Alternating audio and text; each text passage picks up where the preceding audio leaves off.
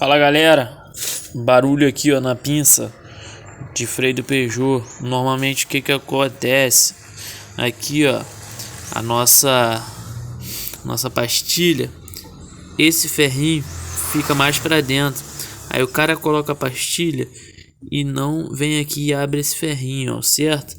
Ele vem aqui com a chavezinha de fenda e abrir o ferrinho. Com o tempo esse ferrinho vai fechar de novo, então vai ter que fazer o mesmo procedimento, tá? O certo é comprar uma pastilha de qualidade, que aí não vai fazer barulho.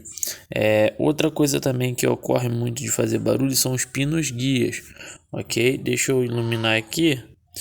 Ó, o pino guia, esse aqui já tá sem guarda-pó e tá com folga. O certo é trocar, mas como o de baixo tá bom, o que a gente faz? A gente tira ele aqui e engraxa ele todinho, uma graxa boa, uma graxa de chassi, por exemplo, né? Coloca ele de volta que ele vai parar de fazer barulho, tá? Aqui não tem erro para desmontar. Dois parafusos em 13, não pode pisar no freio de forma alguma, tá? Tira os dois parafusos 13 que fica aqui, ó. Ali tá a pinça, ó. Vai ficar dois parafusos 13, tirou, só puxou a pinça, ok? Vinícius, quero tirar aqui a pastilha. Aqui para tirar a pastilha também, moleza. Só puxar ela para fora. E essa daqui também, ok? Tamo junto aí. Muito obrigado por assistirem o vídeo aí no canal.